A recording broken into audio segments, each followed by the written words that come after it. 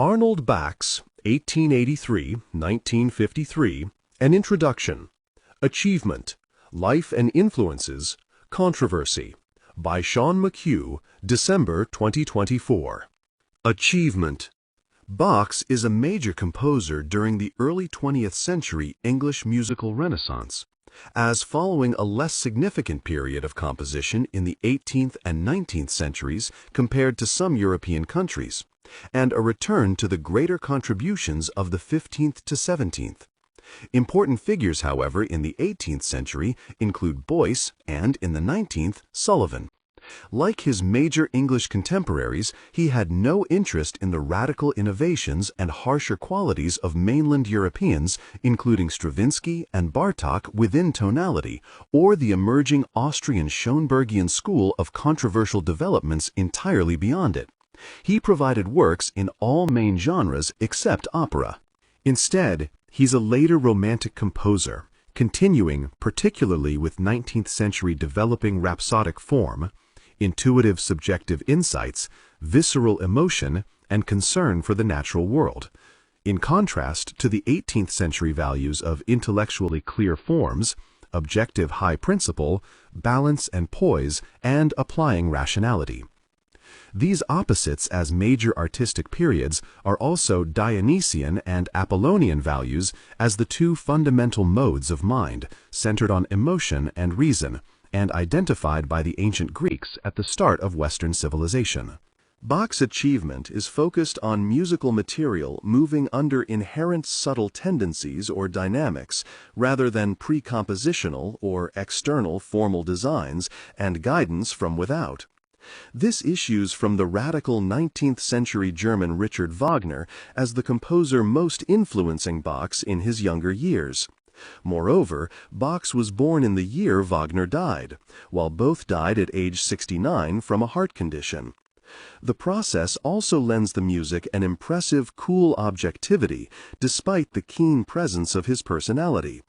Bach is visceral, but avoids the subtly more affected or sentimental responses of some Romantic composers, including the senior English composer Elgar and the Austrian Mahler.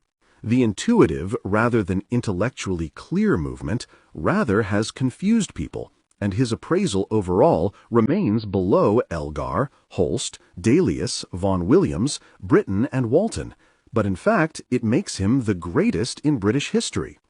Indeed, some key Bach performers still mistakenly try to find and organize the music around architectonic points of reference, instead of its subtle inner flow, hence complicating the picture.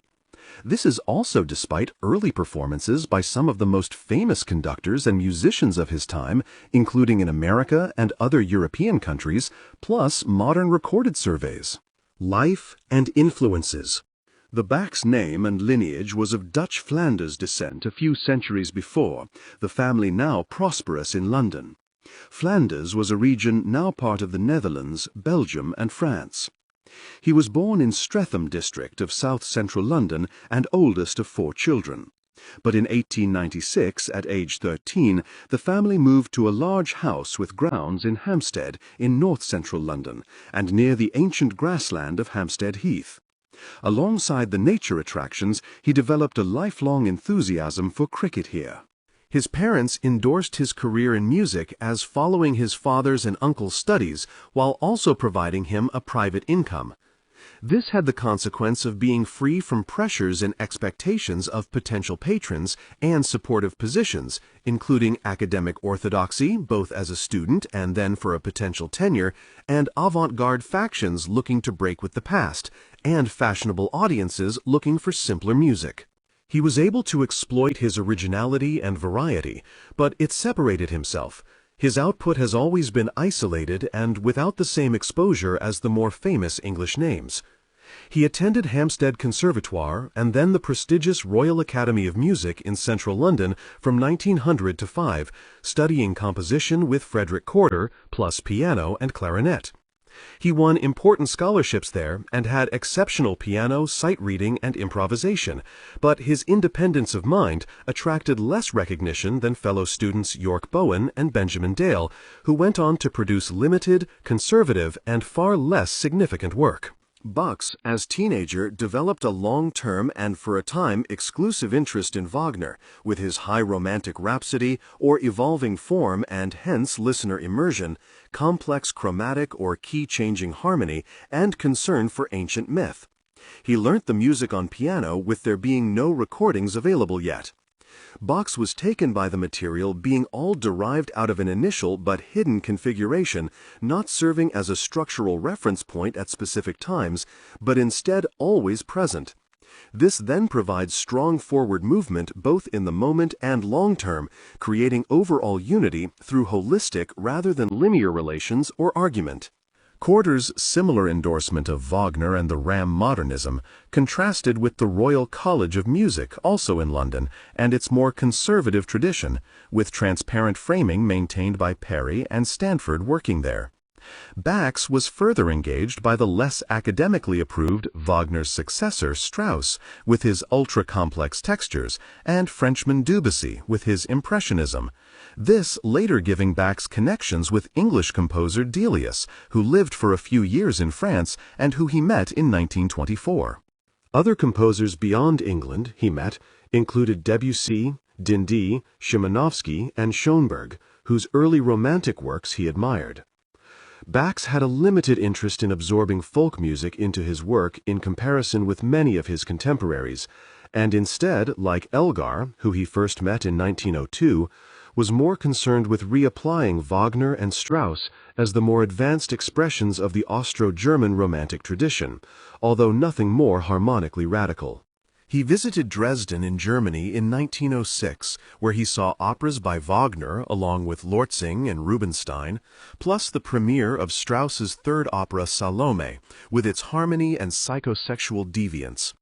He also first heard Mahler, which he saw as muddled but interesting, and Bruckner, which he responded to less because, although using Wagnerian harmony, stays with classical symmetrical four-movement symphonies and stately concerns, similar to Brahms. In 1902, his younger brother Clifford introduced Bax to the work of the Irish poet William Butler Yeats, particularly his mythical epic poem, The Wanderings of Oisin of 1889. Yeats uses subtle interconnection comparable with Wagner and Bax's emerging style to illuminate psychological states while indicating wider Irish culture. Bax finally met him in 1919. Clifford went on to become a poet and playwright, while Bax developed an itinerant lifestyle himself, with much European travel, never owning his own house, and keeping a minimum of belongings. Yeats' work is informed by theosophy or personal relations with the divine, and Bax and Clifford both read the Russian-American Helena Blavatsky of the Theosophical Society, established 1875, as informed by Hinduism, along with the spiritual works of Bengali Rabindranath Tagore, and they remained without allegiance to organized religion. Contemporary English composers Holst and Cyril Scott further shared these interests in their music. At the Academy, Bax's interest in Ireland and its pre-Christian Celtic culture and folklore deepened, where Bax saw Ireland as a mystical and legendary preserve for compositional inspiration. Bax first visited Ireland and its west coast in 1902. The Celts were the dominant European group before the Roman Empire, and Ireland avoided both the Roman invasions of Britain in the 1st century and the Germanic Anglo-Saxon invasions in the early medieval centuries. It has a long history of independence and only sustained English invasions in the 12th and 17th centuries. However, the series of German, French, Irish, and then later Russian, Finnish, and other influences were all incorporated within his own assured English personality and aesthetic without disruption. With his music as a product of English culture, he also never promoted it in Ireland. A defining point in Bax's emerging style is a loose grouping from 1909-10 titled Ire, as Ireland in the Irish language, of 3 tone poems, or orchestral works inspired by non-musical themes. The music has intoxicating complexity in detail and form, brooding vistas, subtle and muted colors. Elgar and the important conductors Thomas Beecham and Henry Wood were involved in the commission and performances, but the first two received mixed reviews due to their seeming excessive rhapsodical nature, and the third then wasn't performed in the composer's lifetime, an original work in rich Straussian texture and virtuoso technique. At this time, Bax developed a romantic interest in a Ukrainian girl, Natalia Skarzynska, in London, and in the summer of 1910 traveled across Europe to Russia, including Leningrad, where he attended the ballet, and then Moscow, then to her small hometown near Lubny, east of Kiev. Her mother was a notable folklorist. He dedicated a sultry first violin sonata to her, but during his visit she sided with another man. Subsequent Russian inspirations included the orchestral Russian suite and ballets Tamara and The Truth About the Russian Dancers. Much of Bax's piano writing is also informed by Russian contemporaries Rachmaninoff with his complexity and dense textures, and Scriabin with his lavish Wagnerism in harmony, sexuality, mysticism, and theosophy. After his return home, only a few months later, in January 1911, Bax married Elcita Sobrino, a Spanish pianist and daughter of a professor of piano at the Guildhall School of Music, also in London. They had a son and daughter within 3 years, first living in central London, then for a few years up to the First World War, renting in the wealthy Dublin suburb of Rathgar.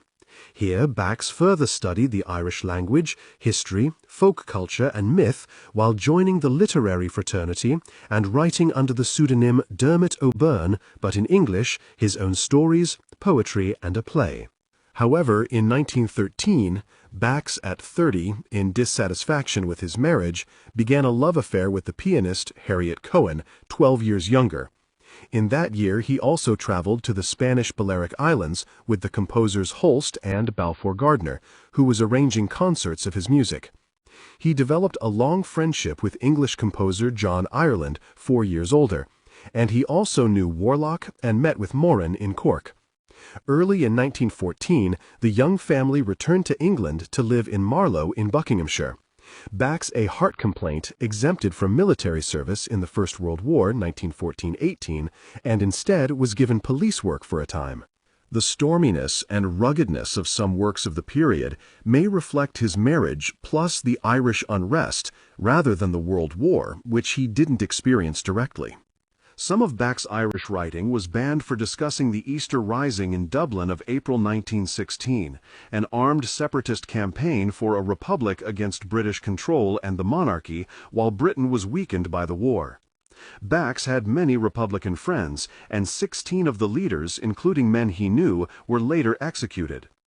The events gave rise to the orchestral In Memoriam of the same year, but due to its sensitivity, he left it unscored and unpublished. However, after further conflicts in 1919-21, Ireland gained greater autonomy in 1922, with British Empire Dominion status and then full independence in 1931.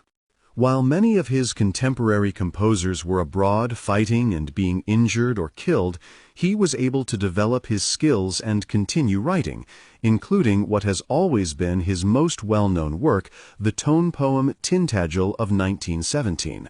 Moreover, his exemption was at one with the escapist quality of his inspirations out of his mythical notion of Ireland.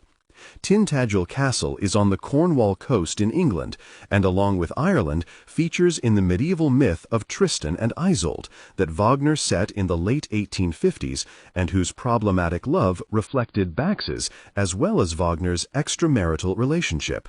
Bach had projects for 2 operas, including a libretto of his own he completed on the Irish legend of Deirdre, lying within the Tristan background, but the few music sketches he made were then reused for other works. Wagner likewise wrote his own librettos. In 1918, he left his wife and children for Cohen, although Elcita refused him a divorce, and she remained his legal wife until her death in 1947. He wrote his major piano works for Cohen, including 18 dedications, and she was their foremost promoter. Bridge, Ireland, and Scott are among his few major English contemporaries with a comparable solo piano output. In the mid-1920s, however, with Bax in his early 40s and Cohen her late 20s, he met the non-musical 23-year-old Mary Gleaves, and for the rest of his life maintained discreet relationships with both women, using his lack of a divorce as one reason to his women for not marrying while also keeping personal freedom. Cohen, however, also had other partners and had become a successful international concert pianist with her own life. She was an extrovert achiever and him an introvert dreamer, but their relationship persisted. She even played with physicist-violinist Albert Einstein in New York in 1934. However, she was hoping to marry Bax after his wife died and didn't know about the 20-year Gleaves relationship until he told her in 1948. May have led to her seriously self-harming her right hand and permanently damaging her playing career. But Bax then wrote her a piano left-hand concertante with orchestra. In 1918, he returned to Hampstead in the different Swiss cottage area to live alone in an apartment for 2 decades until the Second World War, sketching many major works here before taking them to finish and score at 2 rural and 1 urban retreats. Firstly, he made annual summer visits for 3 decades, 1904-34, to Glencoe Mill on the northwest Irish coast, although with shorter visits towards the end and accepting the Irish independence and civil wars 1919-23.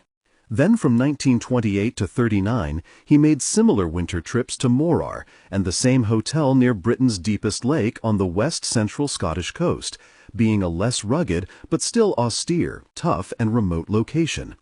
Gleaves accompanied him from 1930, and the sexualized Fourth Symphony was written that year. Thirdly, he made annual summer trips to Cork in southern Ireland from about 1929 for 34 years to his death, excepting the Second World War years after a German couple, Alois and Tilly Fleischmann, first invited him as adjudicator in a music competition. The Fleischmanns were central to musical life in Cork in the early decades of the century as an organist and pianist under prestigious former teachers. Via them, Bax also gained music examining work for universities in Cork and Dublin. Alois had been appointed choirmaster at Cork Cathedral in 1906 as amenable to implementing the unpopular papal directives of 1903 from the new Pope Pius X to regulate church music with male-only choirs and reinstating drier 16th-century polyphony with no instruments, overuse of extrovert Mozart, Haydn, and Gounod masses of the 18th and 19th centuries. As he was born in Dachau in southern Germany, the British authorities between 1916-20 regarded him as a suspicious national of an opposing country and sent him to internment camps and then deported him to Germany. His wife had German parents but was born in Cork. The Fleischmann's son Alois Jr. also became a professor of music in Cork and conducted Bach's works with the Irish Radio Orchestra after the war.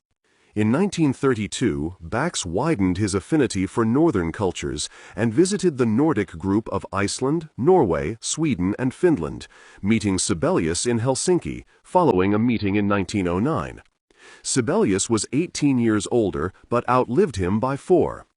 Bax was impressed by his lean and icy works, particularly the enigmatic Fourth Symphony of 1911, and this world informs the Fifth and Sixth Symphonies, the piano concertante Winter Legends, and The Tale the Pine Trees Knew, all from the early 30s. The fifth is dedicated to Sibelius.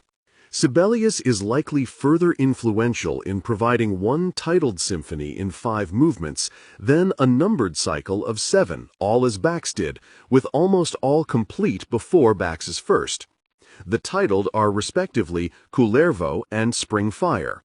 Further, for both, the early symphony is separated from the first by about 8 years. Then the first 2 for each are related in contrast to the divergent rest, and the numbered cycle took about 18 years. Sibelius's third and fifth are also in the unusual 3 movements, as are all Bax's, although Bax may have derived this from the single symphonies of French composers Franck and Chausson of 1888 and 1890, and Dindy's French Mountain Air Symphony of 1886 and his most well-known, all influenced by Wagner but marginally preceding the mature Debussy.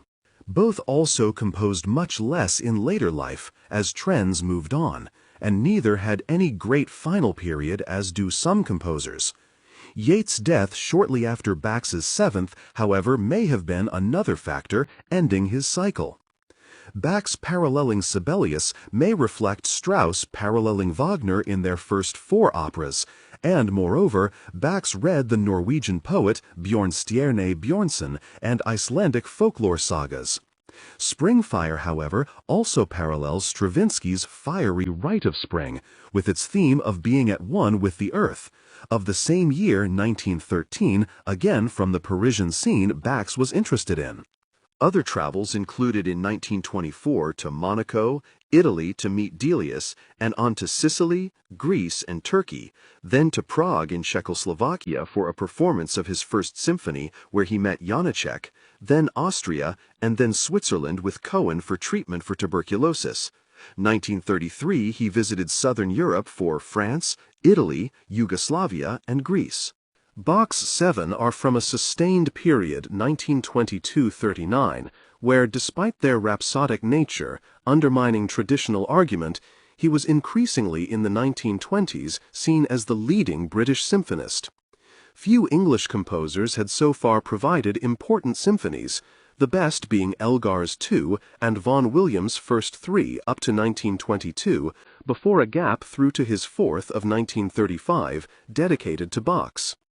Also, Elgar, Holst, and Delius all died in 1934, to leave Bach's second only to Vaughan Williams in artistic recognition, with the younger Walton and Britten maturing from around 1930 and 1940. Bach's flourished in a historical gap. The symphonies are at the center of his orchestral output, and a highly unified and coherent yet varied group with three movements disrupting the more symmetrical four. The finales of 3 to 7, however, feature a concluding reflective epilogue. This may reflect the three acts of most of Wagner's operas, and may have onwardly influenced the Russian Shostakovich's great three-movement Fourth Symphony, dating from between the last two symphonies, along with his sixth following Bax's seventh. Few other composers match the conception for distinct focus, with Bruckner, who he wasn't interested in, being one paradoxical example. While the First Symphony is among the finest and most original of any composer, the Second, Fourth, and Seventh had American premieres, including in Boston under Koussevitzky, New York under Bolt, and in San Francisco. He agreed to receive the award of knighthood from the king in 1937, the first composer since Elgar in 1904, then role of Master of the King's Music in 1942 for 10 years, with his Irish Republican links several decades prior, along with his outlying artistic position being disregarded. Elgar had held this role while Vaughan Williams declined it on Elgar's death. He provided a small group of works for royal events, against his music's more private nature, including a final subtle coronation march in 1952 for Elizabeth, while his overall output went into decline. From the Second World War to the end of his life, Bax lived at a small hotel in Storrington Village in West Sussex, in southern England, where he wrote a book about his early years, Farewell My Youth, plus infrequent compositions. The Halley Orchestra in Manchester and others planned celebrations for his 70th birthday in November 1953, but they became memorials as, while visiting the Fleischmanns in October, he died of heart failure. On his final day, he visited the old head of Kinsale Peninsula. He is buried at St. Finbarr's Cemetery in Cork, as featuring many wealthy citizens, plus Republicans who fought the British presence both in the South in the Easter Rising period and in the North, c. 1970 to 2000. Controversy. Bach's, as well as flourishing between more favored composers passing and rising, was unique among them in having been able to continue writing during WR1 to provide new works for performance thereafter, and then also being a cultural figure, receiving awards from prestigious universities and orchestras. These included honorary doctorates from Oxford and Durham in the mid-30s and the National University of Ireland in 1947. After this situation subsided, his emotional rhapsody and rich scoring passed out of fashion along with later Romanticism generally. The changing views contributed to his depression and alcohol reliance in later years. Commercial recordings in his lifetime were centered on a few chamber works and shorter tone poems, plus one symphony, the third, conducted by John Barbaroli with the Holly and released in 1944. Recording technology was poor. Cohen, along with contemporary Royal College student Myra Hess, recorded much of his solo piano music. But Bax only gradually regained partially favorable reappraisal with LP recordings from the 1960s onwards, while regular live performances have never been reestablished in any genre.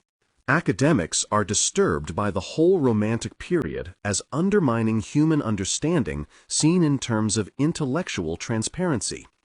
Romanticism recovers understanding as intuitive or direct insight, which they can't analyze or work with properly, and thus negates them, while in most cases it's all beyond their personal ability to experience.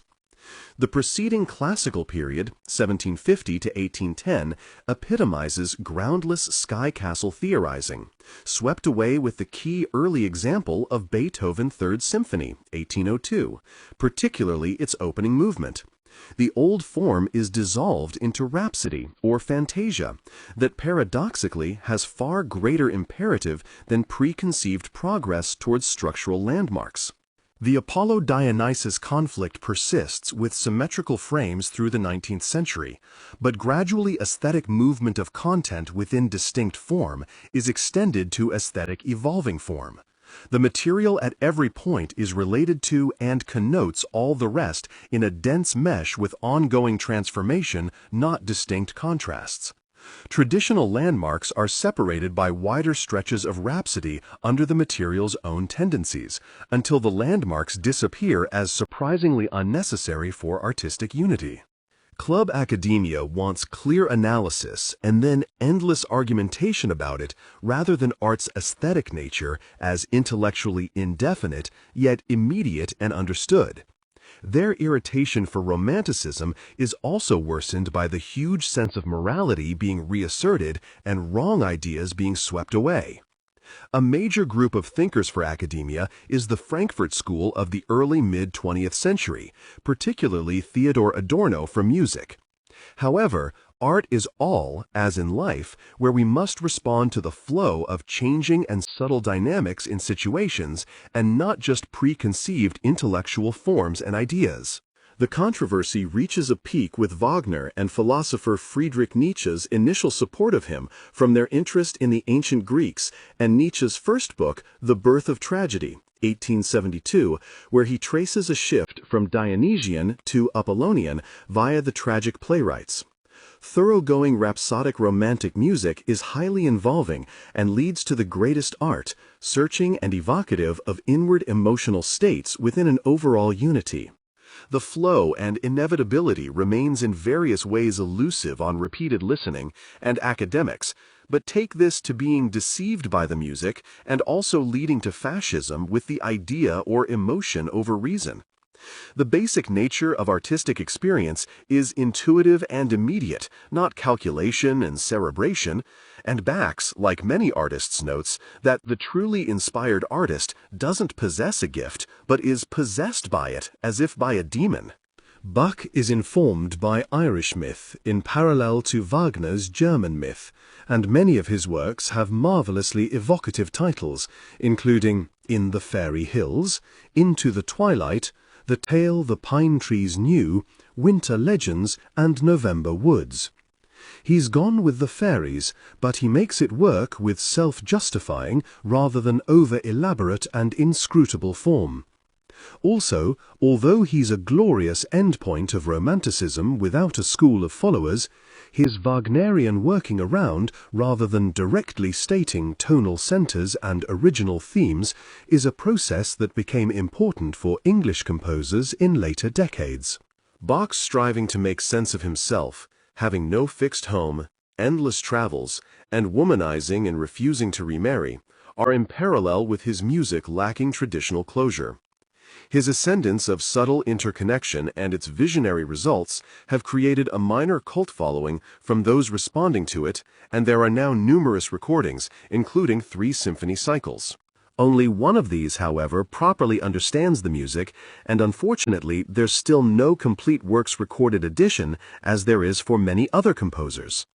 Two notable books on Bax are Lewis Forman, Bax, A Composer and His Times, 1983, and Colin Scott Sutherland, Arnold Bax, 1973, but existing scholarship and understanding is lacking. Moreover, English film director Ken Russell was a promoter of new Bax recordings and also produced and acted Bax in a biographical film in 1992. I've looked at related composers and have much further thinking on the issues here. Anything else today?